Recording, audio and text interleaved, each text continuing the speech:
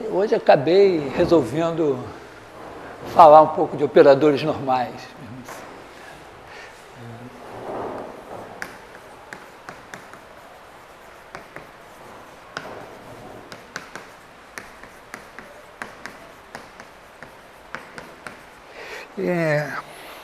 Na realidade, eu vou começar pela adjunta.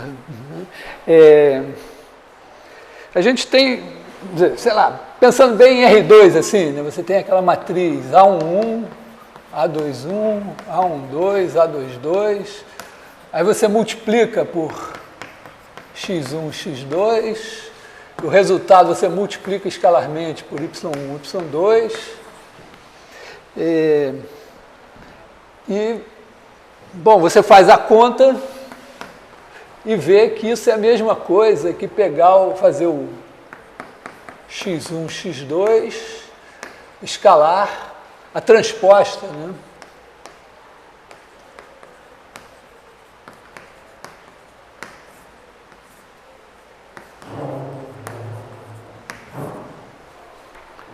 Na verdade, isso aqui não precisa ser 2 por 2 nem quadrado.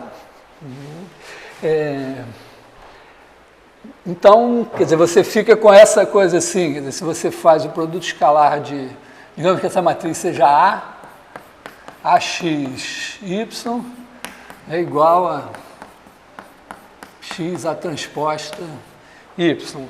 E aí, na realidade, isso define pensando em termos de transformação linear, né, essa transformação linear associada à transposta, você chama de adjunta. Quando você passa para o caso complexo, não é exatamente isso, né? Porque quando você faz a conta aqui,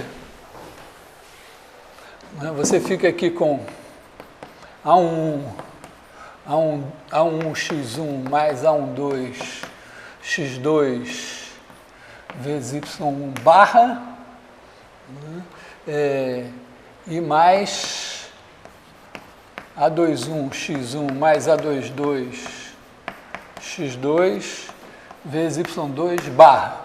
Você não pode mudar esse barra, porque você quer que o produto escalar, mesmo em Cn, né, o produto escalar do vetor por ele mesmo dê um número real positivo. Então, você é obrigado a botar aqui o conjugado. Isso aqui são as coordenadas, né? E aí, você fica, vamos dizer, isso aqui vai ser igual a x1 vezes A1, y1 barra, mais A21, y2 barra, mais x2 vezes A12, y1 barra, mais A22, y2 barra. O que não é exatamente, né? Você gostaria de escrever aqui x1, x2, não é exatamente isso daqui, né? Se você botar aqui A1, A12, A21, A22,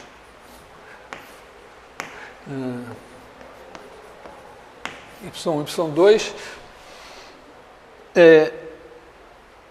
vamos dizer, se você fizesse isso não dava, então você tem que botar as barras aqui para poder dar certo. Quer dizer, isso aqui tinha que ser alguma coisa barra, né? E é isso. Então, quer dizer que o que você vai chamar, o que você vai definir por A de xy igual a x conjugada de A em y, vai ser a transformação associada à transposta conjugada. Isso é bom ter como referência para pensar, porque isso aqui a gente pode definir diretamente a conjugada a partir disso daqui. Rn e tal. E quando você tiver em espaço de dimensão infinita, você vai ter que se virar com isso mesmo, porque você não vai ter coordenadas. Mas eu acho que é muito bom, assim, em dimensão finita, você ter bem na cabeça que a adjunta está associada à matriz transposta conjugada. Mesmo que o seu espaço, vamos dizer, porque você pode...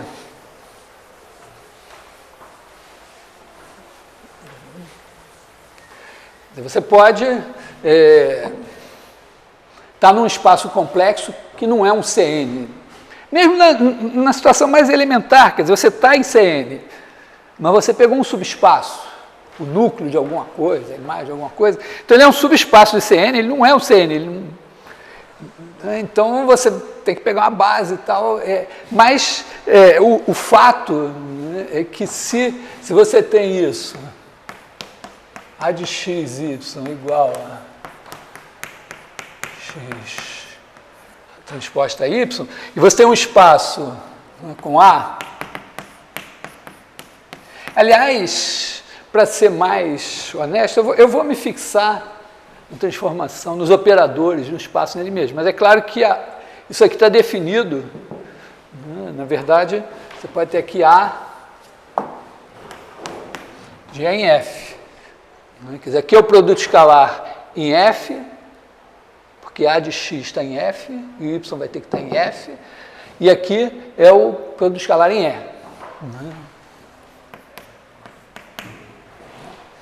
E. Mas mesmo assim, né, se você pensar, quer dizer, quando você tem uma base ortonormal, vamos dizer, você pega assim, E1, N,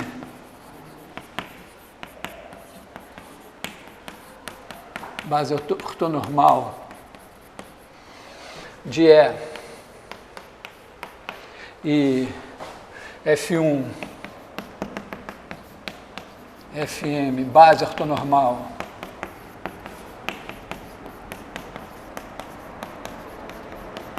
de F, né,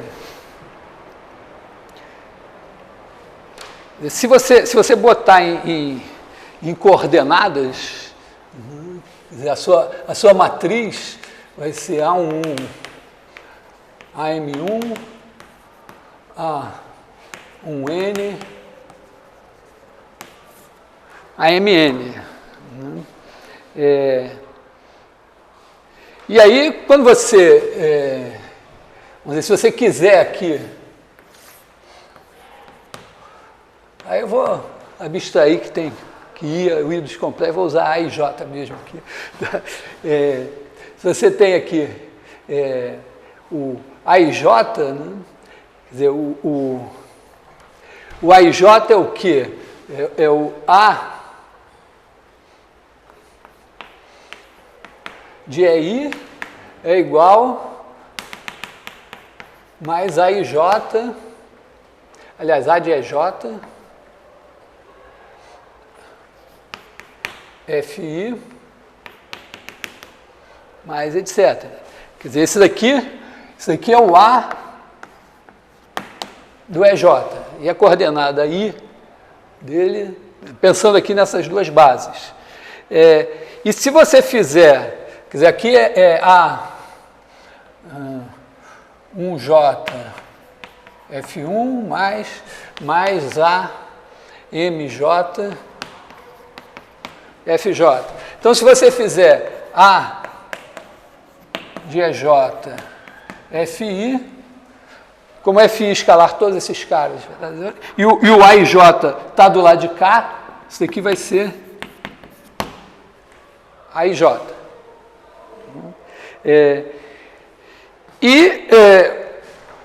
Consequentemente, quer dizer, então a matriz vai ser dada assim. Né? Quando você fizer a transposta, quer dizer, quando você fizer a conjugada, quer dizer, A de aí, vamos dizer, vou botar assim, A de UV é igual a sua conjugada definida assim, se você for olhar quem é a matriz da conjugada, você vai ter que fazer o A estrela de FJ escalar é I, né? Se a matriz dessa daqui for dada assim, né? Dada pela matriz assim, né? B11, B1M, N1,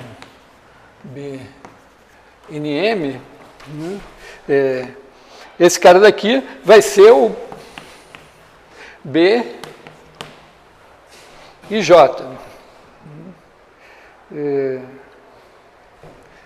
Mas quem é esse cara? Esse cara daqui é o EI, a estrela de FJ conjugado, se você trocar a ordem assim. E agora, trazendo para cá, porque a conjugada da conjugada é a própria, né? Eu vou passar por alto isso daí. A de I, FJ barra. Então, isso daqui é exatamente, né? Isso aqui é exatamente o AJI barra. Então, mesmo num quadro abstrato, você sempre pode, quer dizer, quando você fixa uma base ortonormal em E e outra base ortonormal em F, você transformou o E no CN e o F no CM. E a sua base ortonormal de E virou a base canônica, a base F virou a canônica, e a matriz virou a matriz da transformação de CN em CM. E a matriz da adjunta é exatamente a transposta conjugada. Tá? Então, isso é bom assim para a gente meio que se despreocupar, né? Pode lançar a mão disso, eventualmente, para simplificar um pouco as ideias.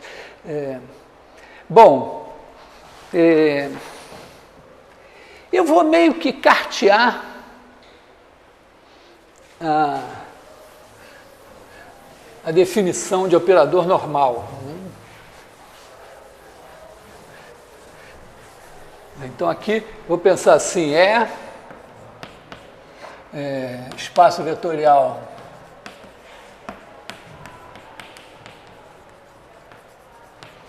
pode ser real ou complexo,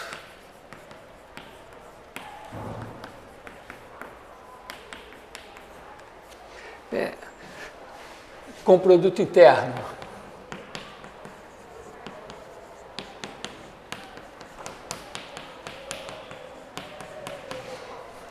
Então, N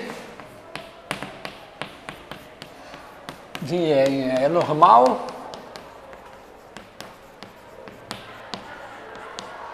Se N comuta com a adjunta.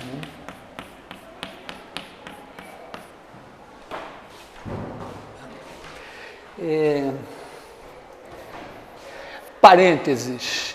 Se o seu espaço é real, você pode pensar nele como um complexo.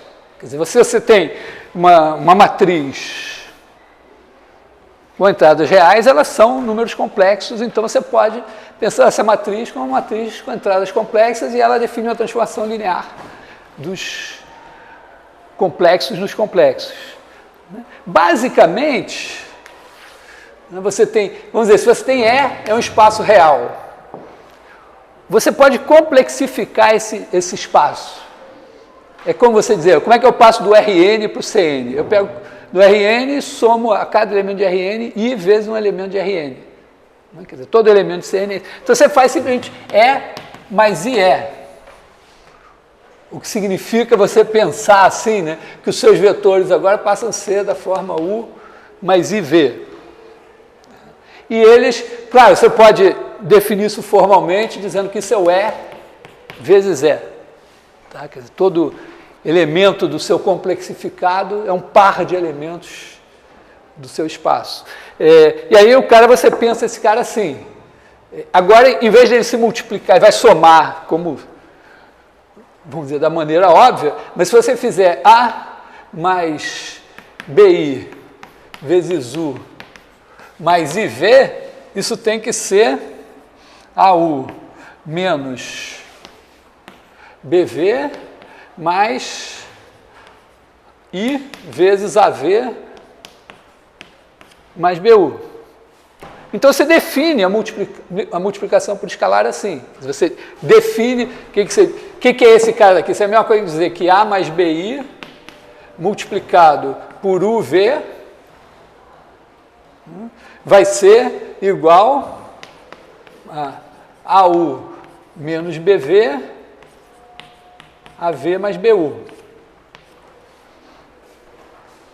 Então, você definiu o produto por um número complexo que, vamos dizer, quando você multiplica um cara daqui por um número complexo, ele vira um cara daqui. É um truque meio óbvio assim. O Hamilton gostava de pensar dessa maneira, não que tivesse espaços vetoriais assim, mas quando ele pensou nos complexos, ele usou um pouco esse formalismo. Né? Bom, então você sempre pode, vamos dizer, estender o seu espaço, se ele é só real, para um espaço complexo. Né? E se você tem um T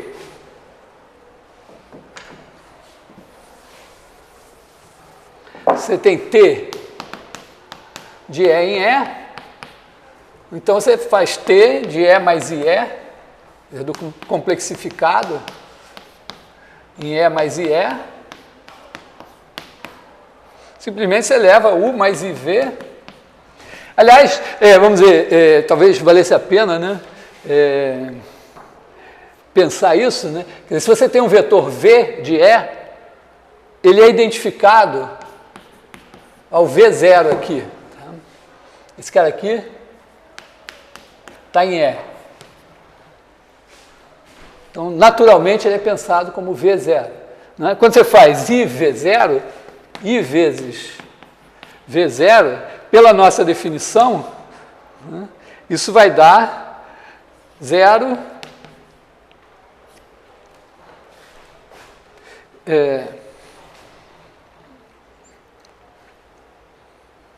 0V, né? Tá?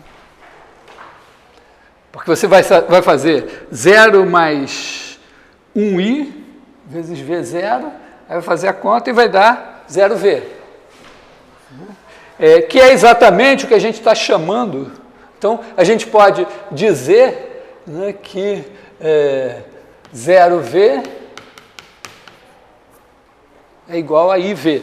Você identifica esses caras, os elementos de E, esse aqui assim. E aí você pode trabalhar dessa maneira. Então, quando você faz a transformação assim, você vai levar esse cara em TU mais I TV.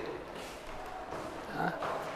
E pronto. Então, sempre você pode estender, se você tiver com um espaço real, um operador desse espaço, você pode estender para o espaço complexo.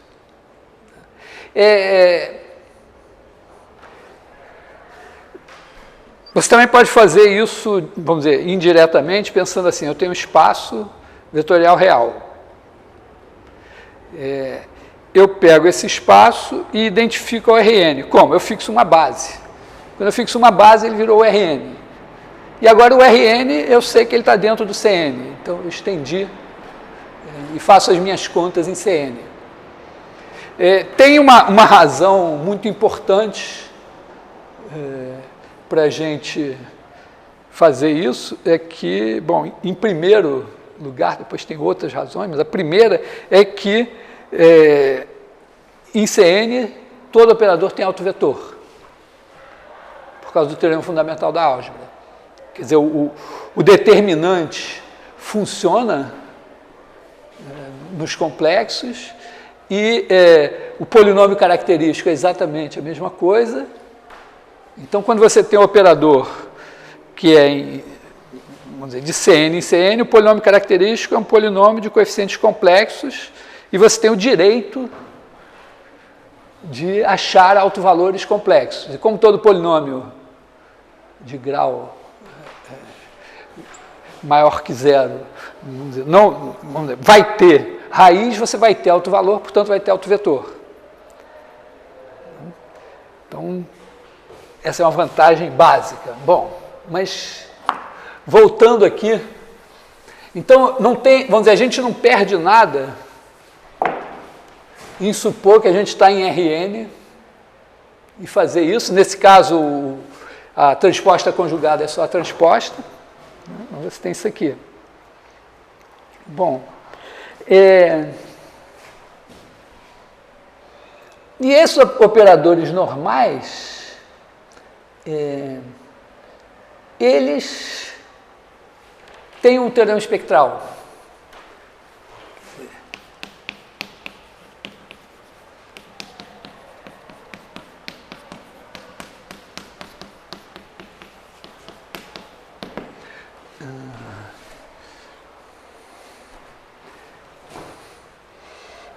Se n é normal, então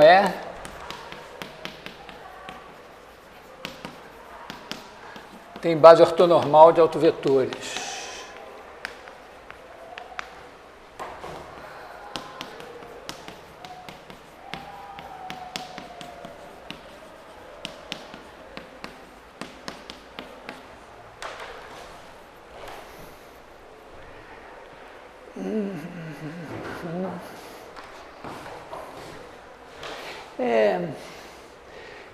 Pensando em termos matriciais, é bem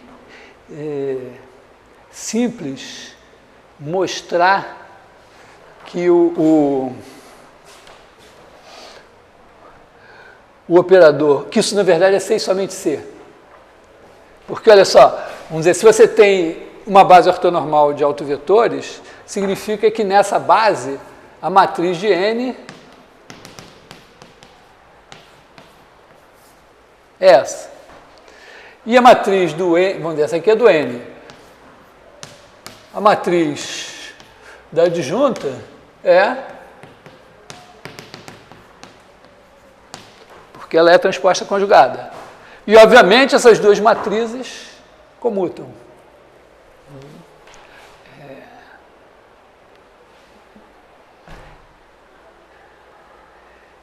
Então, se você espera ter base ortonormal de autovetores, vai ter que ter essa propriedade. Mas é interessante, então, na verdade, tem uma maneira indireta que eu mencionei na aula passada, que é a ideia, né, de passar por 3 fases.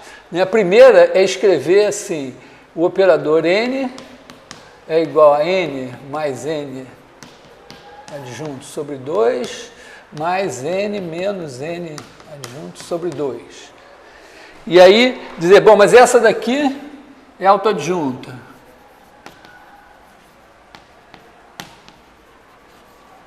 E essa daqui é antissimétrica. Aqui, vou usar simétrica. E aí mostrar, bom, o teorema espectral para operadores simétricos a gente tem, e para antissimétricos é essencialmente a mesma coisa, porque se ele é antissimétrico, I vezes ele é simétrico. Então você escreve assim, e depois você mostra um resultado que é bonitinho, que eu comentei na aula passada, que é que se 2 operadores são diagonalizáveis e eles comutam, então tem uma base que diagonaliza os 2. Então você pode usar aqui. Mas dá para fazer, na verdade, a gente pode fazer aqui direto, assim, provando umas poucas coisas, né?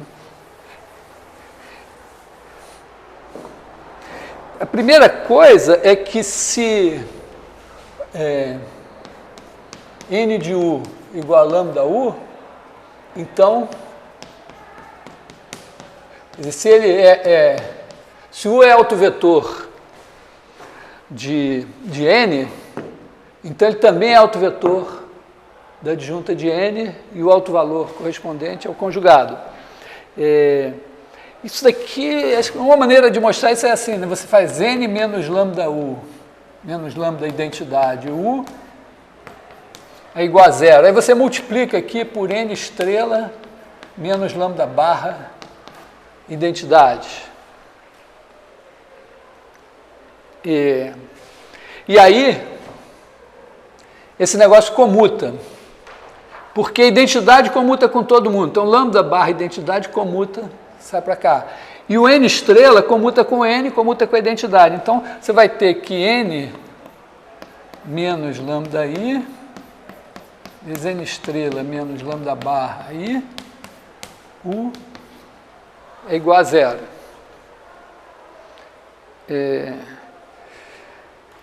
Mas, olha só, se você fizer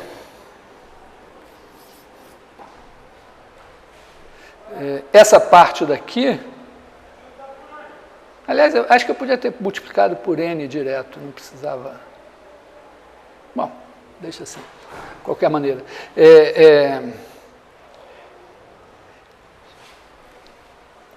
Ou esse cara é zero, né? Então aqui você pode ter n estrela menos lambda barra i igual a zero, e aí tudo bem. Ou se for diferente de zero,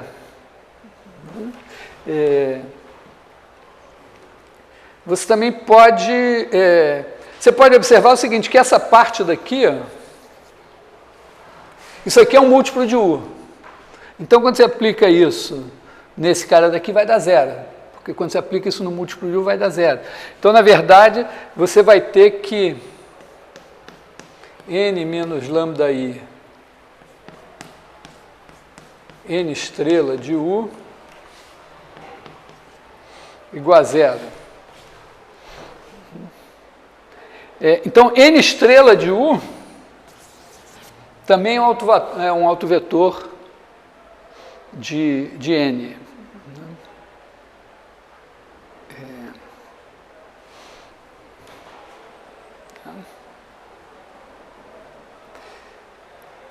Deixa eu ver se isso basta. Quer dizer, aqui eu esqueci o u, né? U igual a zero.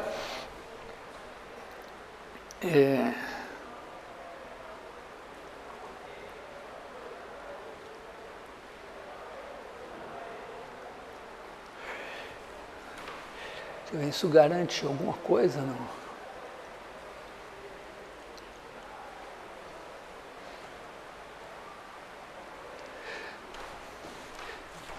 Deixa eu ver se esse cara for diferente de zero. Não sei se era melhor, se for diferente de zero, manter esse negócio daqui direto, né? Quer dizer, se esse cara for diferente de zero, ele é um autovetor desse cara, né? Quer dizer, se esse cara daqui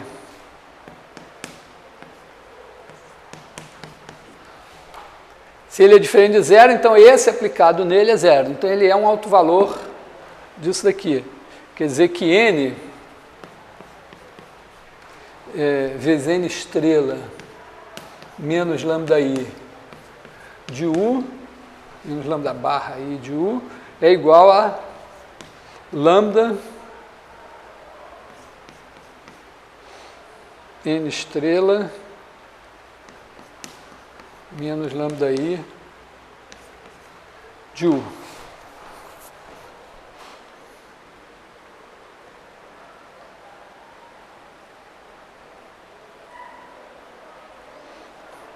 Não sei se aqui vai dar alguma coisa. Vamos torcer para dar, senão vai ficar como exercício. Então, aqui você tem n estrela u menos lambda barra nu aqui é barra, né?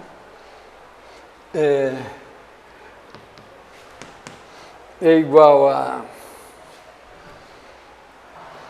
N estrela vezes lambda U menos lambda barra U. NU é lambda U, né? Então esse daqui é igual a esse.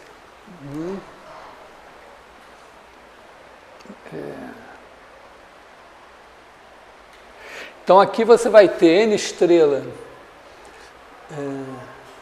Aqui você pode trocar aqui, esse daqui é N estrela NU, que é igual a N estrela lambda U, que é igual a lambda N estrela U, e aí achei nada, né?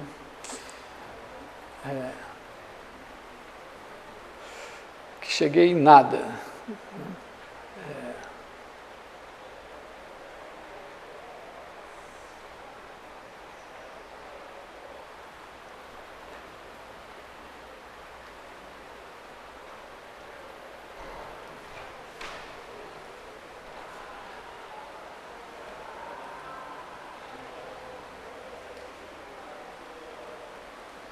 Bom, mas é verdade, não sei.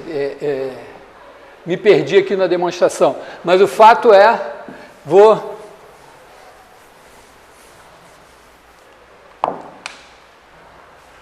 deixar aqui, vamos ver, proposição 1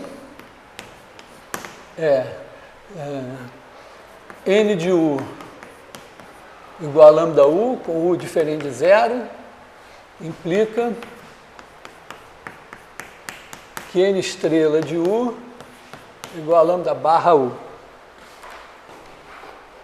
Bom, com U igual a zero também é verdade, mas não tem importância. A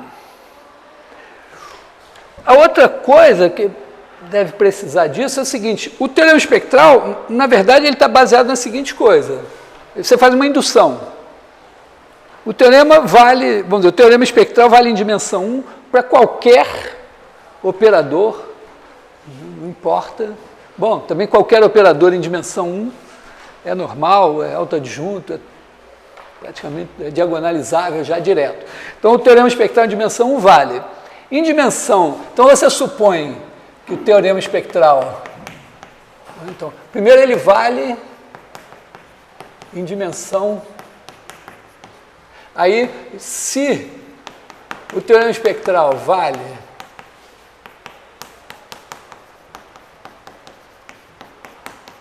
na dimensão n, a indução está baseada em duas coisas. Primeiro, você acha um autovetor. Então,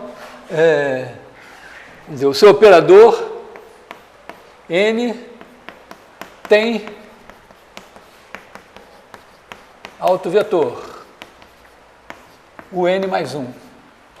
Bom, isso está garantido porque você está no espaço complexo. A vantagem de estar no espaço complexo é que você tem um autovetor. Essa parte está resolvida. A segunda parte da demonstração é a seguinte, né? Você tem aqui o seu U, o lambda U está aqui, né? E aí você tem o espaço ortogonal, aqui assim. E agora você precisa que esse espaço seja invariante. Quer dizer, você precisa que U escalar V igual a zero, você precisa que isso implique que U escalar N de V igual a zero. Se o cara está aqui, nesse espaço ortogonal, você precisa que, quando eu aplicar N nele, fique aqui dentro. Quem ficou aqui dentro, esse cara é de dimensão N. Aqui o teorema vale por hipótese de indução. Então, você tem uma base ortonormal de autovetores aqui, completa com esse, acabou.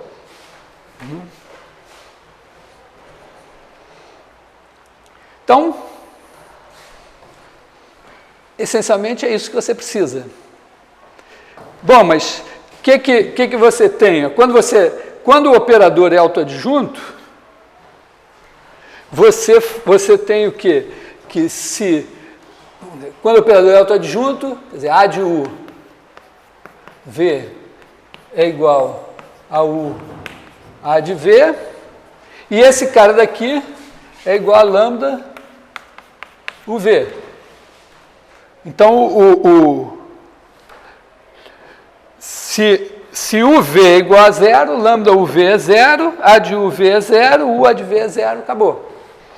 Com esse resultado aqui, você troca, agora não é mais A de autoadjunto, é N, e quando você bota aqui, vira isso daqui. Aqui que entra o fato de que se U é autovetor de N, então ele é autovetor da adjunta de N. E aí você sai aqui com lambda barra UV. Então essa é a... E aí acabou, é a mesma demonstração. Igualzinho. Então esse resultado aqui é crucial. Acho que esse vai ter que cair na prova. Eu pensei, não vou dar esse negócio na prova não, mas pelo visto, como não fiz, vai ter que cair na prova. Bom, então você tem o teorema espectral para operadores normais. Bom, exemplos não triviais de operadores normais, operadores unitários. Quer dizer, quando você tem...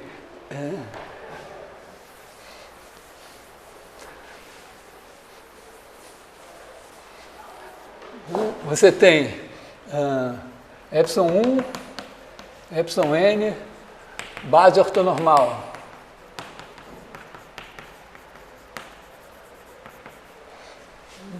Aí você faz o...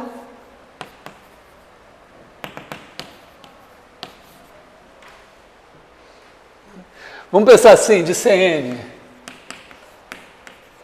Faz isso aqui. É a transformação que leva E1 no ε1. Como eles são ortonormais, essa operação, essa transformação preserva o produto escalar.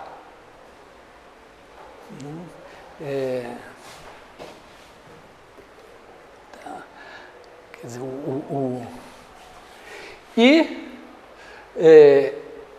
se você multiplicar pela transposta conjugada, aqui assim, né?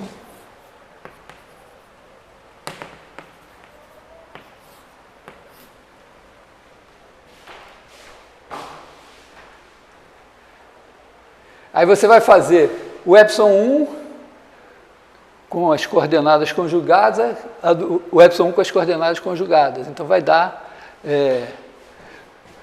conjugado do ε1 escalar ε1 vai dar 1. Conjugado e tal. E os outros vão dar 0. Então isso daqui vai dar a identidade. E aí, como você está em dimensão finita, vale trocar. Então, vamos dizer, a matriz que vem numa base ortonormal, ela satisfaz isso daqui, né? Então, operador normal. E aí tem uma base ortonormal de autovetores. Meio assim, né? Porque rotação é o exemplo claro, né? Em R2, você escolhe uma base ortonormal que não seja a base canônica, essencialmente é uma rotação.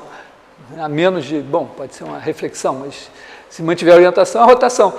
E aí não tem autovetor. Mas se você pensar nos complexos, tem. Então, assim, exercícios que vale a pena fazer é exatamente pensar assim, cosseno θ, seno θ, menos seno θ, cosseno θ, como matriz 2 por 2 mais a coeficientes complexos. E ela satisfaz isso daqui. Então, isso aqui é um operador normal. Então, tem uma base ortonormal de autovetores. E essa base ortonormal de autovetores... Aliás, quem são os autovalores também? Os autovalores...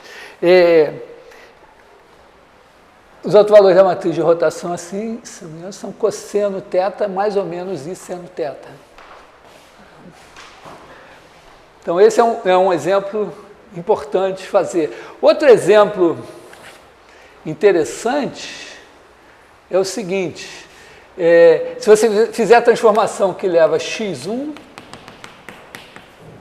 xn em xn, x1, x2, xn menos 1. Quer dizer, você está pensando assim, em termos módulo n, e o x, vamos dizer, se você, isso aqui é a transformação t, quer dizer, t de x, se t de x é igual a y1, yn, isso significa que o yj é igual ao x j menos 1.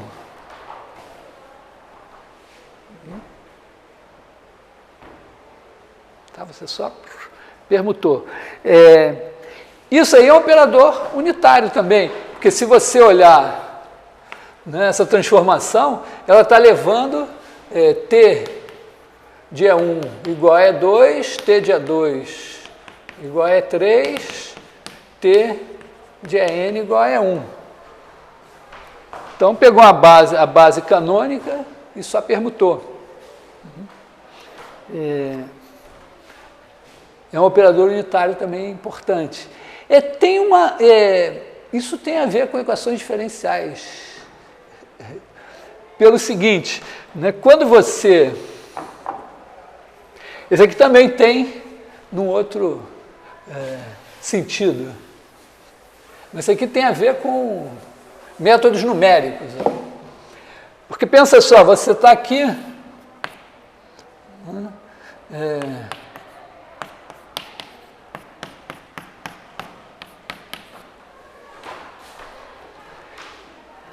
Pensa que você discretizou os seus caras aqui. Então, aqui é a posição 1, 2, N. Bota aqui posição 0. Só que você está pensando isso aqui correspondendo a coordenadas polares. Quer dizer, o 0 e o N estão emendando. Quando você vai fazer a derivada discreta, na verdade, esse aqui, vamos dizer, o seu vetor vai ter coordenadas x0, x1, x2 e xn igual a x0. Tá, emendou. Quando você vai fazer derivada discretamente, você vai pegar, vamos dizer, esse aqui é o x, vamos chamar esse operador aqui de S. Chamar esse cara aqui de S. Então, o que você vai fazer? Você vai pegar S de x menos x e vai dividir pelo H, que é o passinho aqui. Legal? Você vai pegar aqui, ó. O que você vai pegar aqui para...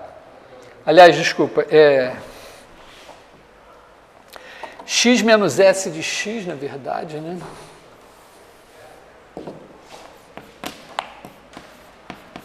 Se você derivar para trás, tá?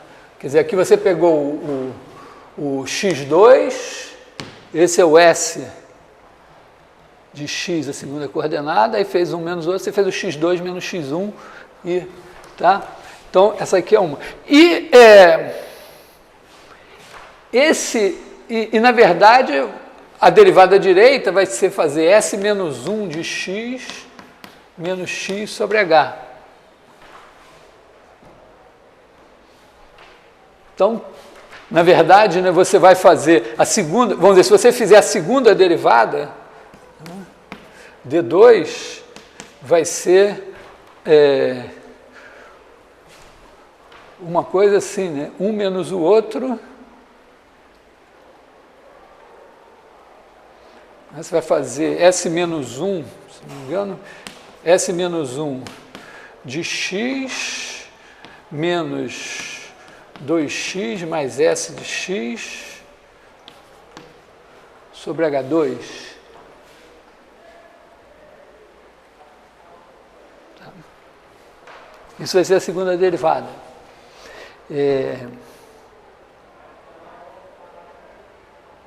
E a segunda derivada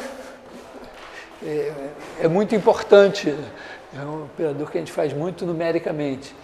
Então, tem umas coisas aqui que vão surgir dessa história.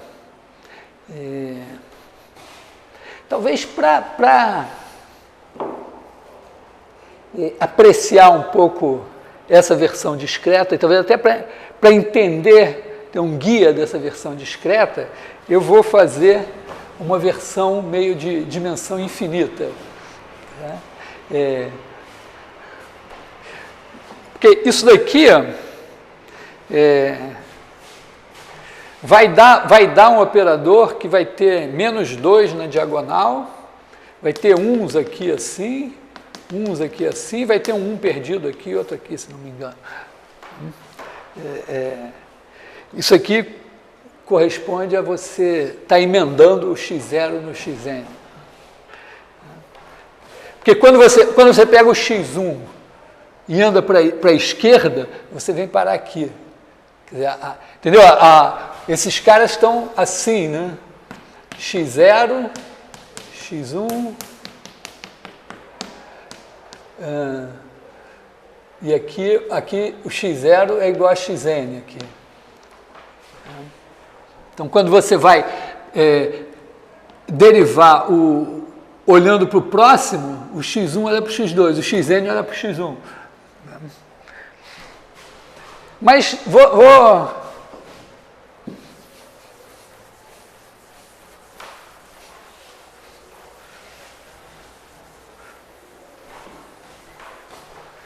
vou buscar isso assim no seguinte espaço.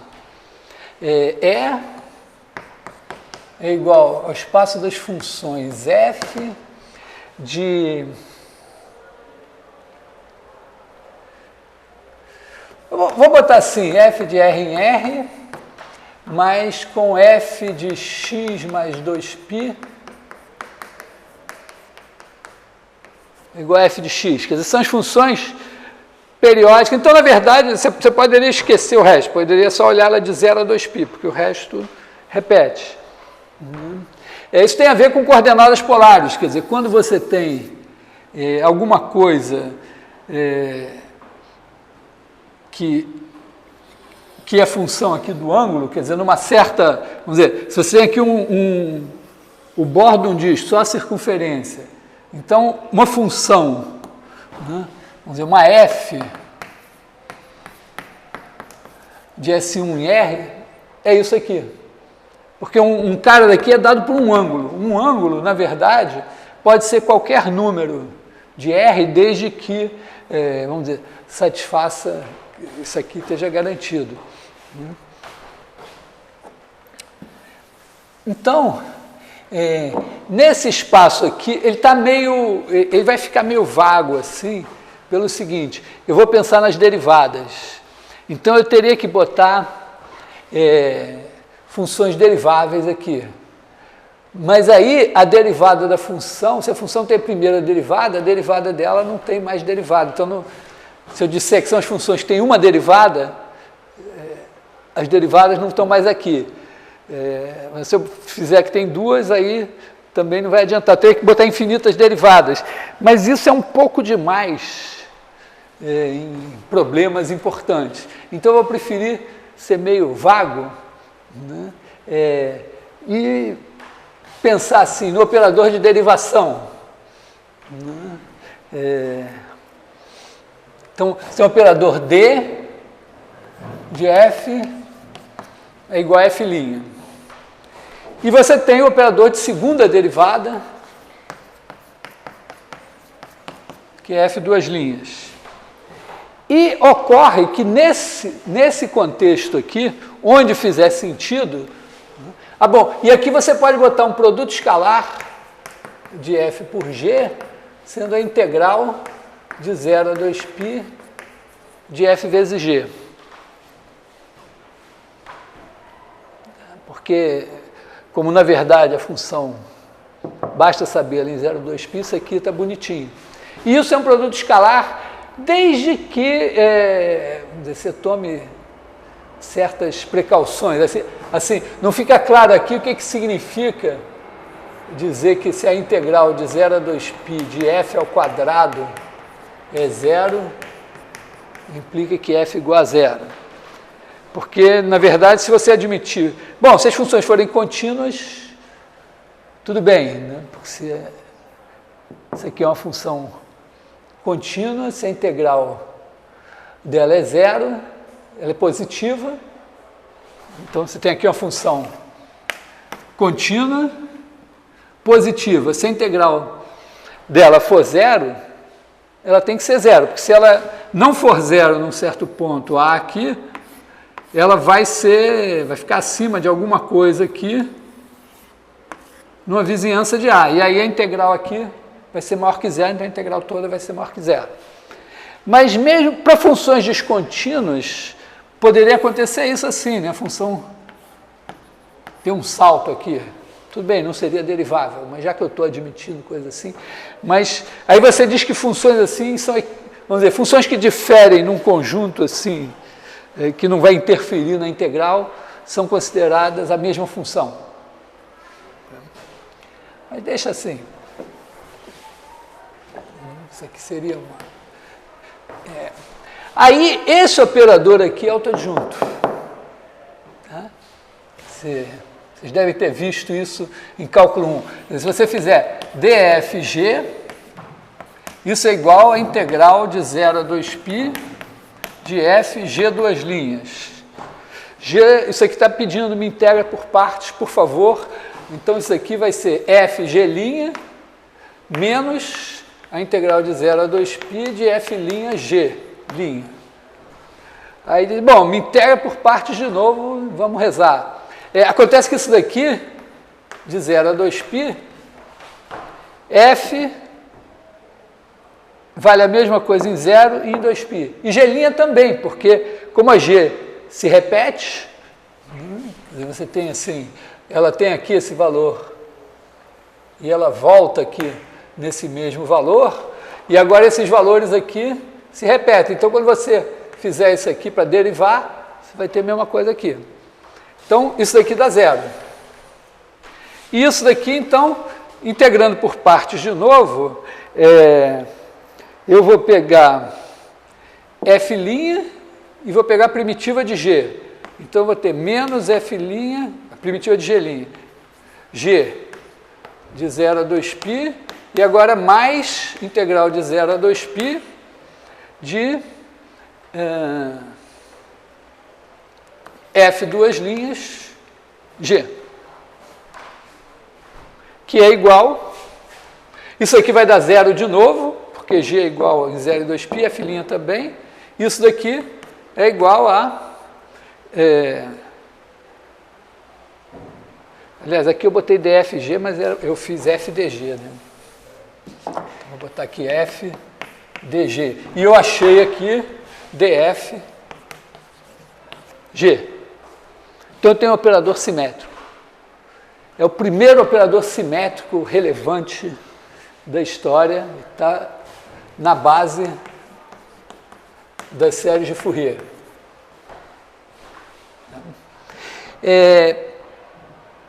Então é um operador simétrico. Bom, será que ele tem autovetores?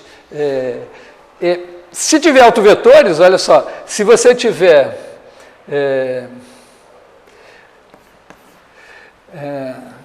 esse aqui é D2, né? D2. Tá? D2F igual a lambda F e D2G igual a μG, com lambda diferente de μ, então você vai ter aqui, ó, F D2G é igual a F μG.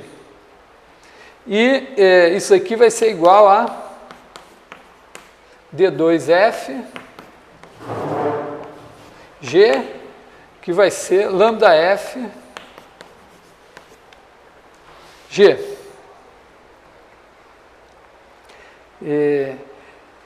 E aí, bom, aqui eu estou com funções de R em R, né? Então, meu produto escalar, tudo bem. Tá? Hã? Como assim? Hã? Ele funcionaria para... Ele também seria igual, tipo, F de DG e DFG, não D ao H. Não, o D só não é autoadjunto. Né? Porque, bom, é só fazer a conta, quer dizer, quando você... Não, o D só não é. Tá? Na verdade, o link com o que eu estava falando antes é o seguinte, é que o D da derivada tem a ver com o shift. O shift não é autoadjunto. Mas a segunda derivada discreta, você faz um shift para lá, um shift para cá. E o shift é normal. Então, na verdade, você vai... na verdade, o inverso do shift é a adjunta dele. Quer dizer, quando eu escrevi S-1, podia ter posto... E aí, o operador normal, ele mais o adjunto dele é simétrico. Porque N, quer dizer, o operador qualquer, N, ele mais A mais A adjunto de A é simétrico. Tá? Bom, então isso daqui, mas isso daqui, ó, isso daqui vai dar μ FG e esse daqui vai dar lambda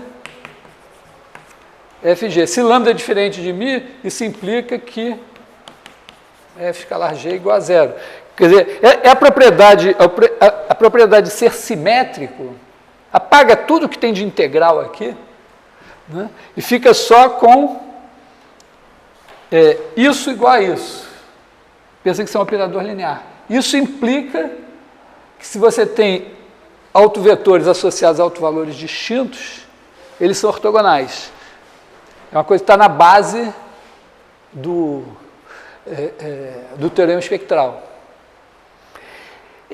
Não custa nada observar que eu poderia complexificar esse espaço aqui, ó, e trocar isso aqui por C.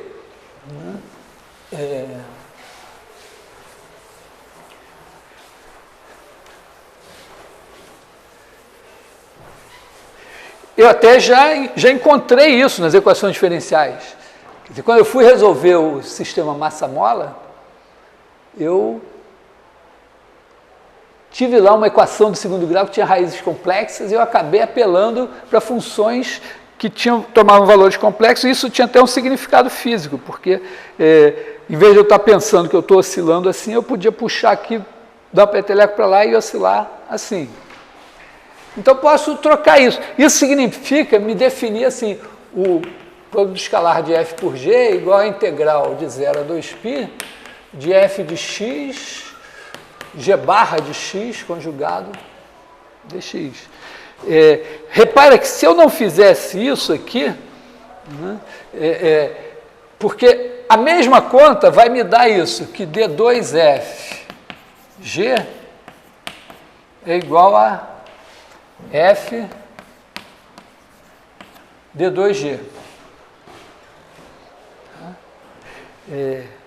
vai ser a mesma conta. Só que se eu tivesse com o produto escalar real, eu estava na situação do lambda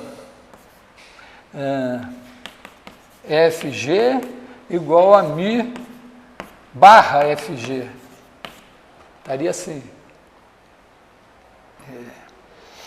Quer dizer, no caso real, vamos dizer, no caso real, aqui eu teria isso aqui, mas aqui eu estou supondo que D2F igual a lambda F e que D2G igual a μg. Então, se eu substituir μg aqui, e aí daria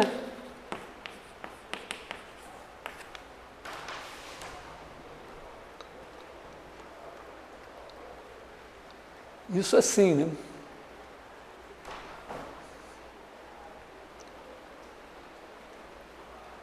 Eu diria, pô, que horror. Na verdade, né, quando você tem o operador simétrico, os autovalores são reais. Por quê? Porque quando você tem, vamos pensar assim, A de U, U. Se A de U é igual a lambda U, então isso daqui sai aqui lambda, norma de U ao quadrado. Ao mesmo tempo, isso é U, A de U. E aí aqui sai lambda U, mas aí sai lambda barra, norma de U ao quadrado. Tá? Quer dizer, aqui usando que o operador é simétrico. Então, como U é um autovetor, U não é nulo. Então, isso aqui é diferente de zero, então lambda é igual a lambda barra. Então, quando o operador é autoadjunto, você tem garantido que os autovalores são reais, mesmo que você esteja num contexto de espaço complexo. Tá? É interessante, por exemplo, estudar coisas do tipo assim, né? 1i menos i, 1. Isso é autoadjunto no sentido complexo, porque se você pegar a transposta conjugada, dá a própria. Então, esse cara daqui, que é um operador de C2 em C2, tem, com certeza, autovalores reais. E tem uma base ortonormal de autovetores. Bom,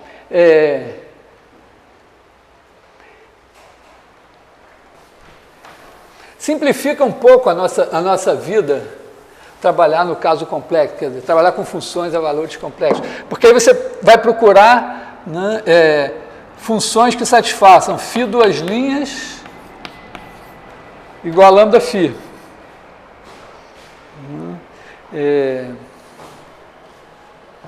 E aí elas vão ser do tipo φ de x igual a E elevado a raiz de lambda.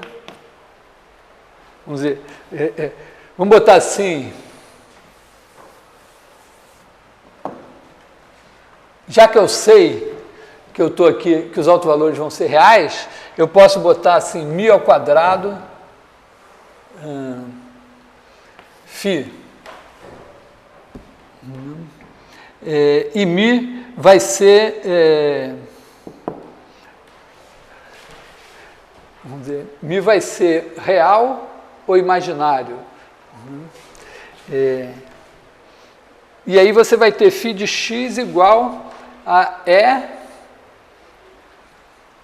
Aliás, vou fazer assim, φ duas linhas igual a lambda φ. Só que você vai ter que satisfazer φ de 0 igual a φ de 2π, φ' de 0 igual a φ' de 2π. Aí você pode supor aqui que o lambda é real, aliás, é positivo, negativo, nulo e tal. Você vai chegar à conclusão que só funciona com φ de x igual a, vamos dizer, um múltiplo de E elevado a INX, com N inteiro. Tá?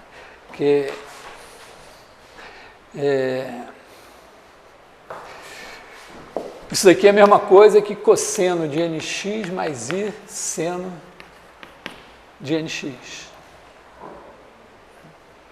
Então esses são vamos dizer, esse é o operador que você tem no caso complexo. Isso aqui esses caras são unitários, quer dizer, são unitários a menos de você dividir por 2π, né? Porque se você fizer integral de e elevado a inx vezes e elevado a menos inx, que é o conjugado, dx, de 0 a 2π, é bem mais fácil trabalhar com isso do que com senos e cossenos, porque quando você faz isso aqui dá 1. Então isso aqui é igual a integral de 0 a 2π de 1 dx, que é igual a 2π. Então, esses caras, o quadrado da norma deles é 2π. E se você fizer e elevado, se você fizer a integral de 0 a 2π de e elevado a inx, e elevado a menos imx, com n diferente de m, né, esse dx, então isso aqui é a integral de 0 a 2π de e elevado a i n menos m x dx, e aí isso tem primitiva. Então isso aqui é igual a integral de 0 a 2π de e elevado a i n menos m x sobre i n menos m, linha dx. Tá? Quando você deriva isso daqui, dá exatamente isso. Então, isso é uma primitiva. Então, você só tem que calcular isso em 0 e em 2π. Só que em 0 e em 2π dá a mesma coisa. Isso aqui é cosseno, isso aqui é um número inteiro. Então, isso daqui vai dar 0. Bom, tinha que ser, porque esses aqui são os autovetores correspondentes a esse negócio daqui. Tá? Então, moral da história, né, você tem nesse espaço aqui o operador D2 igual a segunda derivada, né, e você tem a base. O fato de que é uma base é num certo sentido.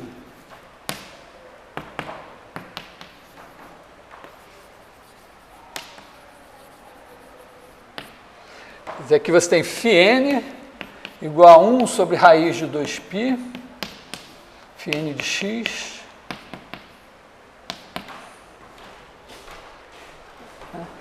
Porque aqui eu estou em dimensão infinita, então dizer o que é base no espaço de dimensão infinita,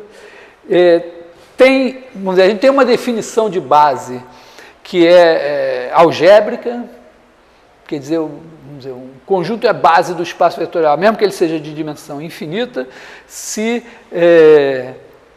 todo mundo é combinação, qualquer vetor é combinação linear finita de elementos da base, de maneira única. Mas quando o espaço tem produto interno, você tem um conceito, uma ideia de convergência. Então você pode fazer uma soma infinita, uma combinação linear infinita, e que você pode fazer assim, né? V igual a somatório de AN, vamos dizer, F igual a somatório de AN φn, de n igual a menos infinito a infinito aqui, e fazer sentido essa soma usando a norma do espaço que vem do produto interno. Mas eu não vou entrar nesse detalhe aqui.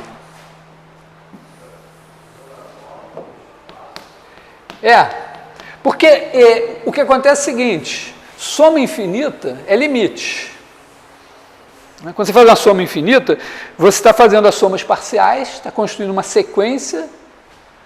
Você diz assim, V igual a somatório de Vn. Vamos dizer assim, de n igual a 1 a infinito. O que quer dizer isso? Isso aqui significa dizer que V é igual ao limite, quando n tende para infinito, do somatório de k igual a 1 até n de Vk. Quer dizer, você soma até n e isso tende para V. Isso significa, na verdade, né, vamos chamar esse cara daqui de sei lá, S, se não digo, de VK, sim, né? Isso aqui significa dizer que o limite, quando n, Vn aqui, né? Quando n tende para infinito, de V menos Vn é igual a zero.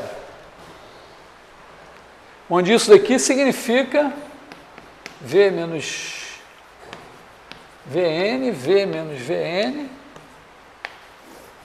raiz quadrada.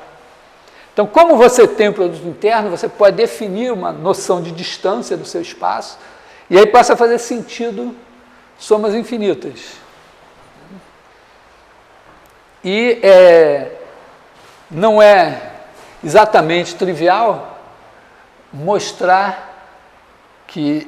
bom, esses caras, como são 2 a 2 ortogonais, eles são não nulos e 2 a 2 ortogonais, eles são linearmente independentes. Mas mostrar que todo vetor, quer dizer, toda função é uma soma, uma combinação linear infinita dessas daqui, tem que rebolar um tanto, tem que introduzir novos conceitos, assim, de... No mínimo, assim, para isso ficar bonitinho, você tem que fazer com a integral de Lebesgue, e mesmo assim, mostrar que, de fato, existe uma... Para toda função vai ter uma coisa assim, é meio delicado. Bom, essa base aqui também pode ser trocada, porque essa base é assim, né?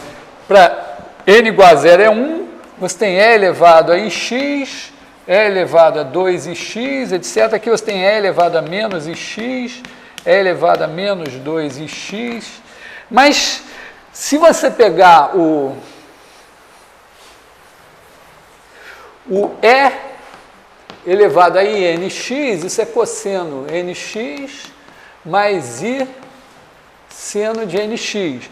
E o E elevado a menos inx é igual a cosseno nx menos i seno de nx, porque o seno de menos n é menos seno n. Tá? Então, você pode também fazer o seguinte, ó, se você somar e dividir por 2, fica só o cosseno. Então, você tem o cosseno nx é igual a e elevado a inx mais e elevado a menos inx sobre 2, e o seno de nx é igual a e elevado a inx menos e elevado a menos inx sobre 2i. Então, são duas outras funções. Ocorre que essas aqui também são ortogonais. Se você faz a integral de 0 a 2π de cosseno nx, seno de nx, também dá. E elas são ortogonais a todas as outras, porque essas aqui, quer dizer, tanto essa como essa são ortogonais a todas as outras. Então, você pode trocar essa base daqui por uma outra base que tem 1 cosseno x, seno x, aliás, é melhor pensar assim, né? 1 seno x, cosseno x, seno 2x, cosseno 2x. E aí você também pode escrever toda a função como uma soma de uma série de senos e cossenos. Bom, que horas são? 12h35. Então, o nosso, vamos dizer, o que eu quero fazer agora é pensar o seguinte: eu estou trabalhando com funções periódicas do intervalo 0,2πr, de qualquer intervalo. Na verdade, se fosse um outro intervalo, tinha que normalizar esses negócios aqui. E com a segunda derivada. Imagina que eu passasse para o caso discreto. Quer dizer, eu pego o meu intervalo 0,2π e troco assim, né? Está aqui o 0, 2π. Aí eu troco assim. E aí uma função para mim vai ser alguma coisa assim, né? Discreta. Um vetor. Então, aqui, ó, a minha função vai ser uma coisa assim, x0, x1, xn. Aqui são essas alturas aqui, né?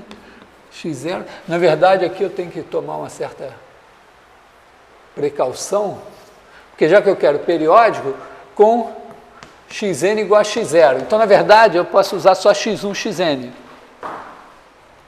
É a minha função discretizada. Tá? Eu vou usar essa versão periódica porque ela é mais fácil nas contas. Fica tudo muito mais bonitinho. Mas, às vezes, a gente usa uma versão que os dois valem 0 aqui. Também tem o seu valor. E aí, eu vou trabalhar com a derivada discreta. Quer dizer, aqui eu vou ter um certo h, que vai ser 2π sobre n. E eu vou definir a derivada direita,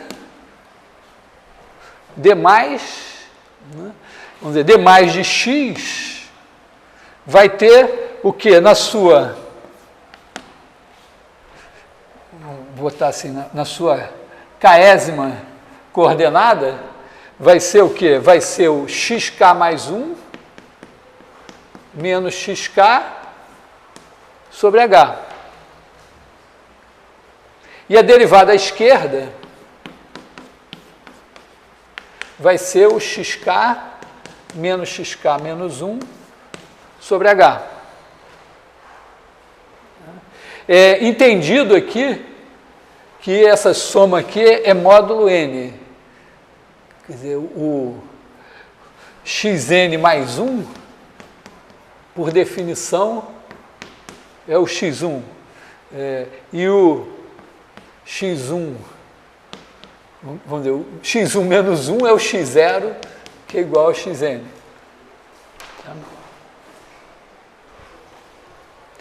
Então, eu vou, na verdade, trabalhar com caras que vão ter n coordenadas, vai ser assim, e essas coordenadas podem tomar valores complexos também, podem ser números complexos.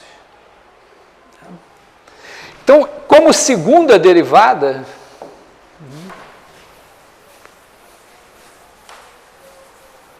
o que vai ser a minha segunda derivada? Espero que o Bernardo tenha explicado com mais cuidado que essa versão da segunda derivada é melhor, né? Mas uma ideia assim poética, democrática, é dizer, já que na primeira derivada eu posso andar para a direita ou para a esquerda, para a segunda derivada eu vou fazer o seguinte, eu derivo a primeira vez andando para a direita e na segunda vez para a esquerda, ou a primeira para a esquerda e a segunda para a direita. Tá legal? Quer dizer que eu vou pegar, vamos dizer assim, eu vou pegar D2 de x, eu vou pegar essa daqui, né? Só que eu vou fazer primeiro, esse aqui vai ser D mais de x k menos D mais de x k menos 1 sobre h. Né? Quer dizer, aqui eu estou derivando à esquerda. Né? Então, isso aqui vai me dar o quê? Vai me dar xk mais 1, xk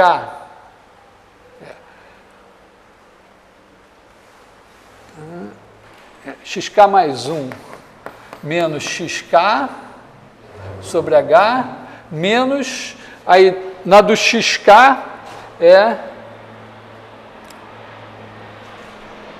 na do xk menos 1, xk mais xk menos 1, as duas estão sobre h, sobre H de novo sobre H2. Então, isso daqui vai me dar xk mais 1, menos 2xk, mais xk menos 1 sobre H2.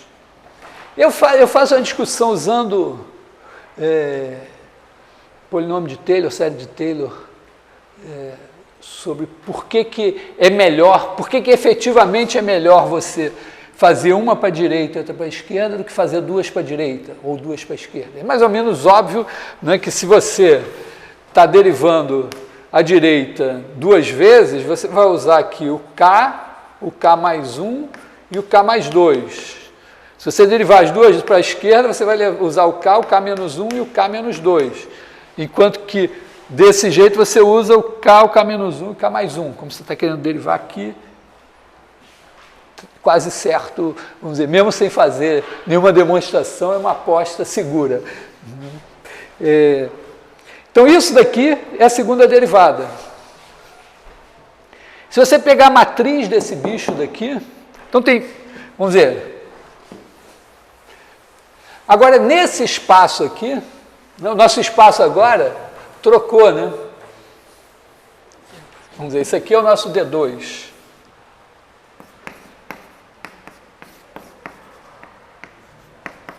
O nosso espaço agora passou a ser o Rn ou Cn. Quer dizer, o nosso cara é x1, xn. Só que ele está pensado assim, né? O vetor aqui está pensado como sendo, vamos dizer, 1n. Assim. O que é a integral dessa função?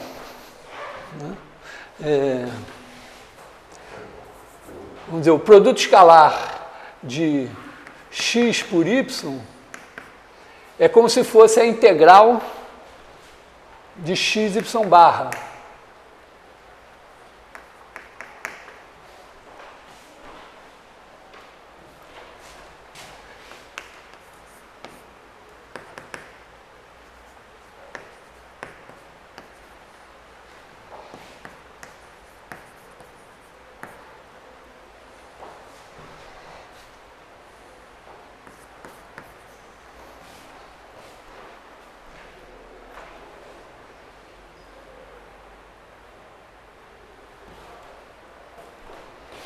Tá, porque olha só, isso aqui é o x1, xn. Esse negócio vem aqui, tem o zero aqui, x0 igual a xn. Então, quando você vai integrar, você vai pegar a função em cada um desses caras aqui e multiplicar pelo intervalo.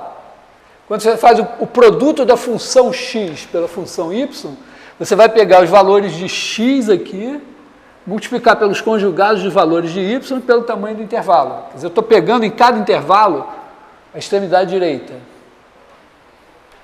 Esse aqui é o produto escalar. Eu teria que multiplicar por h.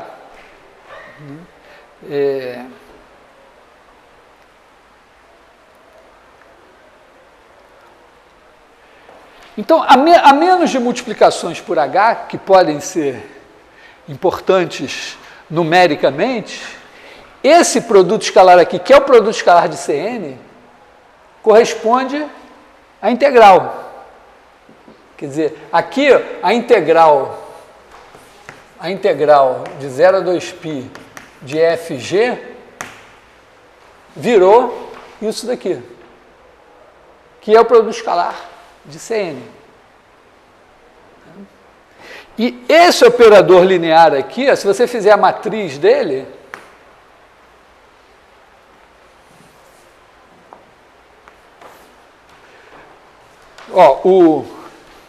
o cara tem sempre vamos dizer, o E1 tem menos 2 E1, mais E2, e mais o E0.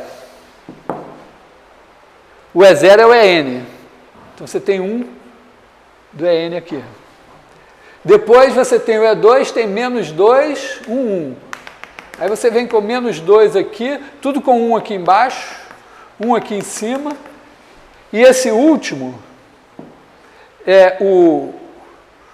tem menos 2 do EN, mais o EN menos 1, mais o EN mais 1, que é o E0. Então tem esse 1 aqui. Isso é uma matriz simétrica. O que diz com certeza, né, você não precisa nem fazer as contas, que esse operador aqui, com esse produto escalar, que é o produto escalar de SN, é um operador simétrico, como é a segunda derivada. Então, esse cara aqui é um exemplo que poderia ser maluco de operador. Né? Peguei uma matriz simétrica, ao acaso, deixa eu ter essa aqui. Não, isso é a discretização da segunda derivada. Só que aqui, ó, tem o shift à direita e o shift à esquerda, que são um inverso do outro.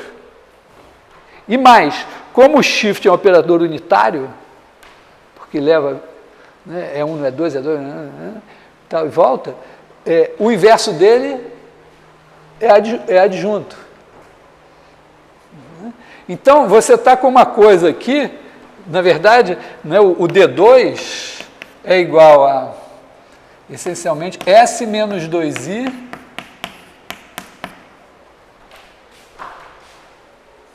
se você escrever assim, aliás, é óbvio que ele é autoadjunto também, né, porque é só pegar o adjunto aqui, identidade.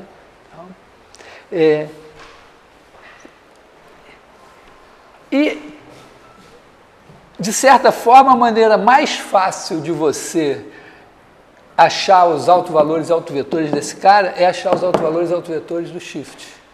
Quer dizer, é você pensar assim,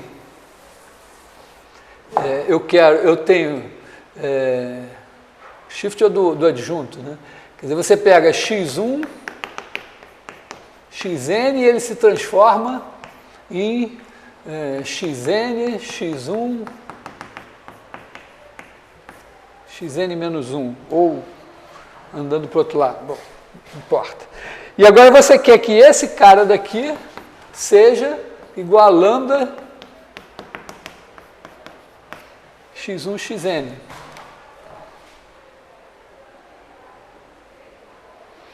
Talvez seja melhor pensar ao contrário, tá? Pensar nesse cara levando assim, né? Em x2, x3,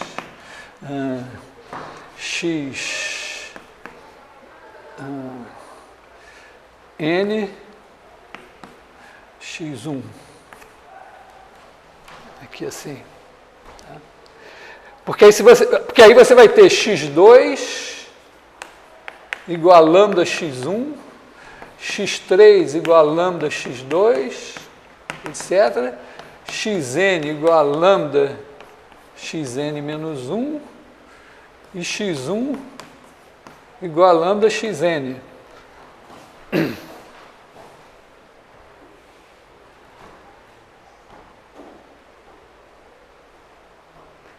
E aí cada entrada vai ser lambda n.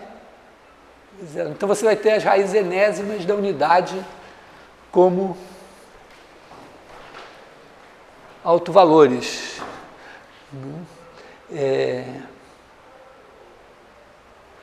E aí, bom, aí os autovalores, as raízes enésimas da unidade não são números reais. Mas como você tem isso aqui, você vai ter raiz enésima, aqui é 1, e aqui 2, e aqui você tem a conjugada.